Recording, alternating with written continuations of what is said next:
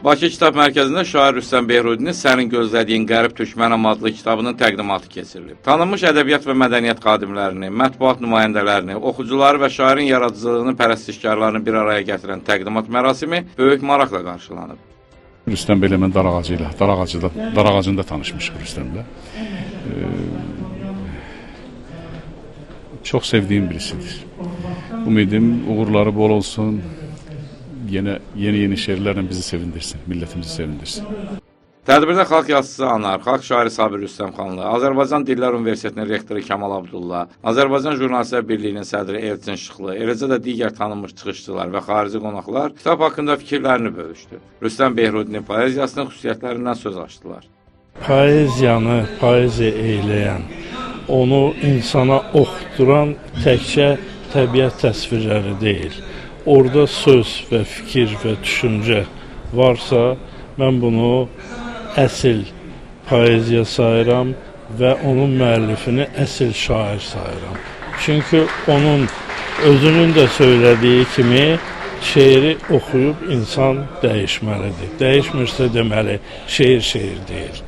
Təqdimatın bədii hissəsində xüsusi ovqat yaratdı. Xalq artisti Alim Qasımov və tanınmış sənətçi, əslən Güney Azərbaycandan olan Araz Elsəsinin ifaları dinləyicilər tərəfindən böyük rəğbətlə qarşılandı. Şeir oxuyan adam, poeziya oxuyan adam güclü olur, əyilməz olur. Bu mənada bugün bax bu qələbəlikdə Bakı Kitab Mərkəzində toplaşan oxucular da mən Rüstəm Behrudinin şeirindəki o ilkinlikdən doğaraq əyilməz, güclü insanlardır və mən indiki dövrdə hamıya arzulayıram ki, vaxt tapıb poeziyanın, şeirin sirli aləminə dala bilsinlər, öz içləri ilə, qədimliyi ilə, keçmişi ilə baş-başa qala bilsinlər. Rüstəmi təbrik edirəm. Təqdimatda müəllifin yeni kitabında yer alan şeirlərdən nümunələr səsləndirildi, poeziya ətrafında müzakirələr aparıldı. Sonra şair Rüstəm Behrudi kitabın yaranma prosesi və şeirlərindəki əsas mövzular barədə bilgi verdi. Yaradılış dastanından bugünə qədər olan düşüncə formasını anlatmaq istəmişəm.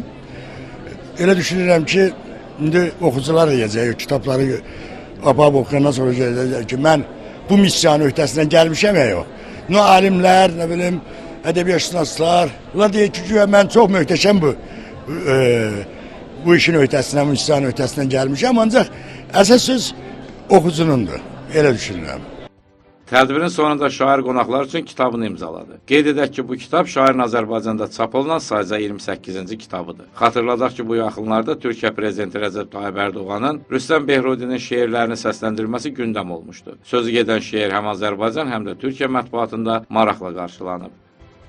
Azərbaycanlı şair Rüstəm Behrudi bir dönem adeta Türk dünyasının kaderi haline gelen manzarayı bakın nasıl anlatıyor. O hangi millettir? Kaderi sırdır. 100 ada bölündü yine de birdir.